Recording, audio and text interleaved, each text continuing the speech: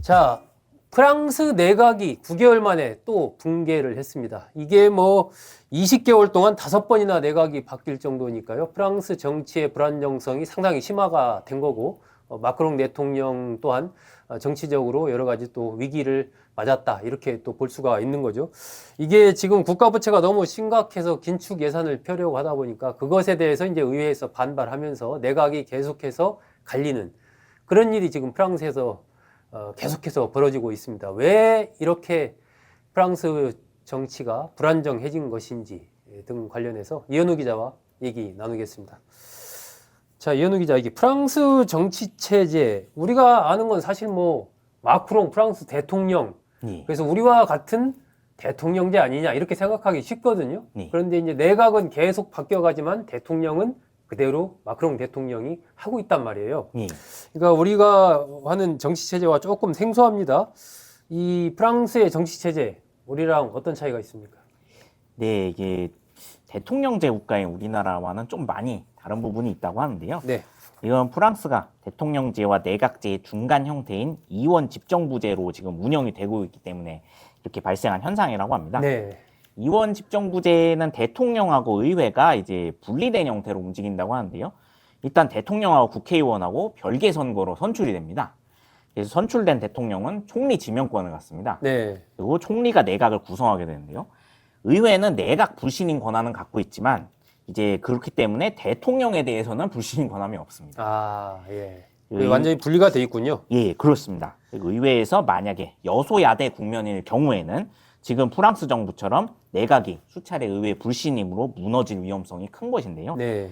대신 의회는 아까 말씀드렸듯이 불신임 권한이 없고 대통령에 대해서는 대통령은 의회 해상권과 비상조치권을 갖고 있습니다. 아, 예. 그래서 뭐 국가 비상시, 국가 안보가 위급할 때는 음흠. 이제 의회 동의 없이 긴급 상황에 대해서는 이제 직권 결정을 내릴 수 있도록 또 권한을 부여받았습니다. 네. 그러다 보니까 이제 우리나라 대통령제와는 좀 많은 차이를 갖게 됐는데요. 프랑스가 이런 특이한 제도를 갖게 된 이유는 원래 프랑스는 이제 1870년 이후에 네. 1958년까지 이제 내각제 국가였습니다. 근데 이 기간 동안에 총리가 120명이 나왔는데요.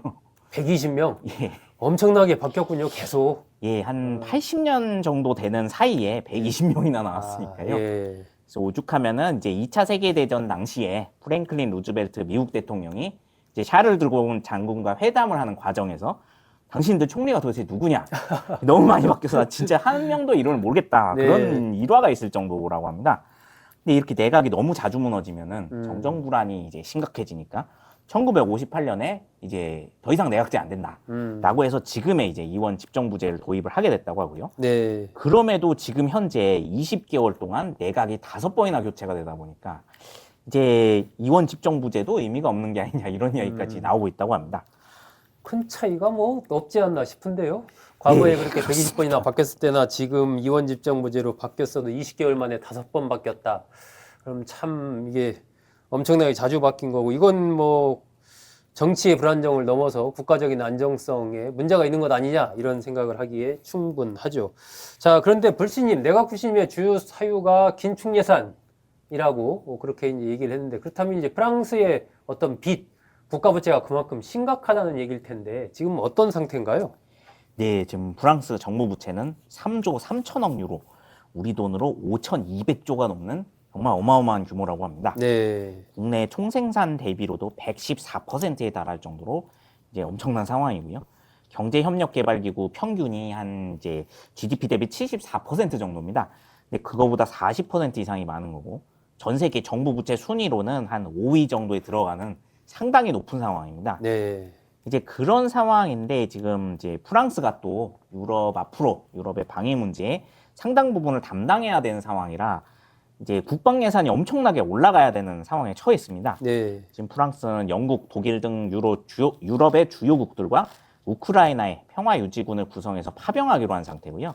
미국 정부 요청으로 지금 진행 중인 나토와 유럽 방위 현대화 프로젝트에서도 상당 부분을 도맡기로 약속을 했습니다. 아, 돈 써야 될 곳이 계속 늘어나는군요. 예, 그렇습니다. 그래서 지금 프랑스 정부는 이제 지난 7월부터 내년도 예산은 올해보다 440억 유로, 우리 돈으로 72조 원 정도 줄이겠다고 발표를 했는데요. 뭐 연금, 건강보험, 실업수당 등 일단 줄일 수 있는 이제 여러 복지 정책들을 줄여서 아, 국가 파산은 막아야 된다 이렇게 경고를 하면서 음흠. 정부가 긴축 예산을 편성을 했습니다. 이 소식이 이제 들리자마자 야당에서 당장 들고 일어났고 시민단체들, 공무원들, 국민들 다 이제 반발하고 있는데요. 네, 지금 뭐 파리뿐만 아니라 전국에서 반정부 시위가 일어나고 있고 고속도로를 봉쇄하거나 뭐 곳곳에 방화가 일어나거나 이루 셀 수 없을 정도로 과격 시위가 벌어지고 있습니다. 그리고 이제 더 나아가서 이제 마크롱 대통령도 퇴진하라 이런 요구까지 나오고 있는 상황이거든요. 네, 이 시위대 입장에서는 지금 인플레이션이 안 그래도 너무 심각해서 이제 민생고가 극심한데 갑자기 복지 예산부터 줄이면은 이제 생존이 위협받는다.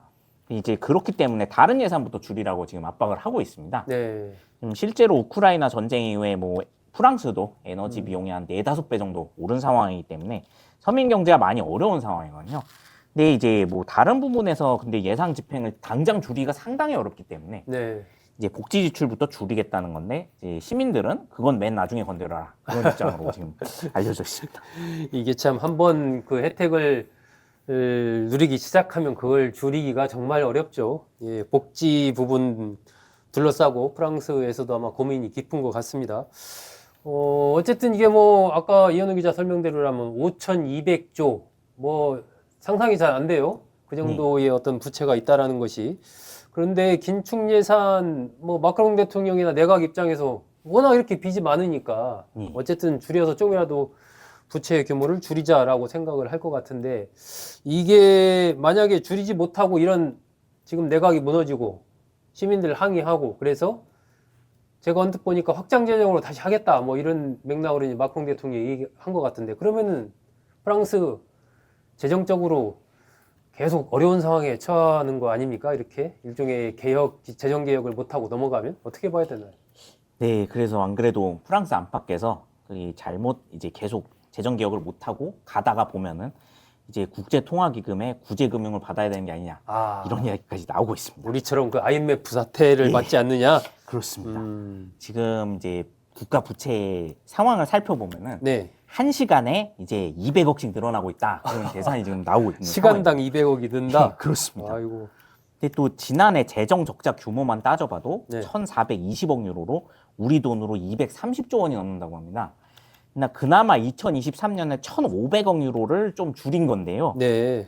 우리나라 전체 예산이 이제 내년도에 한 700조가 넘을 거니까 그거의 3분의 1 정도가 재정 적자라는 겁니다. 네. 그러니까 결국 아무리 잘 사는 나라라도 이거를 방치해 두면은 이제 당장 뭐 EU의 돈을 빌려야 되고 EU에서도 못 막으면 IMF까지 가야 된다 그런 결론이 나오는데요. 네.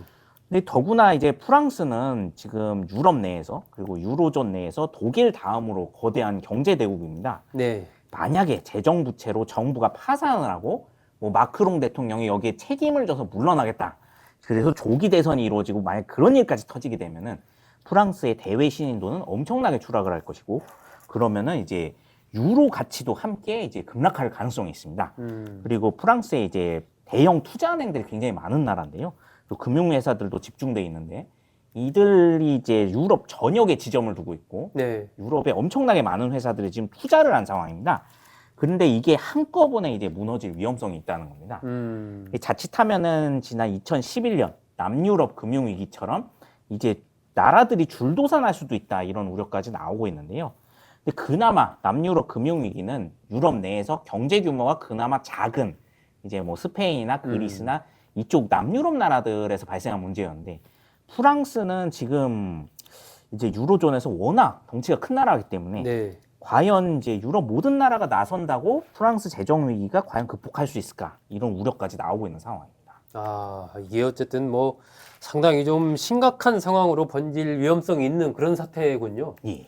그런데 프랑스의 문제가 유럽으로 번진다. 그럴 가능성이 있다. 그렇게 되면 이게 유럽에서 끝나지 않고 어쨌든 뭐 우리나라 포함해서 전 세계가 이 영향을 받아서 그런 위기를 맞게 될 건데 앞으로 이 전망을 그럼 어떻게 봐야 됩니까? 프랑스 상황 등이 좀 좋아지는 건가요? 어떻게 되는 건가요? 네, 사실 뭐 이게 단순히 프랑스만의 재정 위기 상황이면은 그나마 또 나은데 유럽 내에서 지금 프랑스뿐만 아니라 여러 나라들이 다 얽혀 있어요? 예, 재정 위기가 심각한 나라들이 좀 많습니다. 네. 그래서 EU에서 이번에 재정 적자가 심각한 국가들을 꼽아서 네. 재정 건전성을 높이라고 경고까지 내렸는데요. 이 나라들을 살펴보면 이제 프랑스, 그리고 네. 이탈리아, 헝가리, 폴란드, 슬로바키아, 벨기에 등 한 7개 나라 정도 됩니다. 네. 이들 나라들의 재정 적자는 이제 GDP 대비 4%에서 많은 나라는 7%가 넘는데요. 앞서 트럼프 대통령이 유럽 국가들한테 요구한 국방비 예산안이 GDP 대비 5% 정도였는데 그걸 한참 뛰어넘는 지금 수치인 거죠. 네. 그러니까 정말 심각한 상황인데요. 더군다나 이 나라들은 유럽의 주요국들입니다.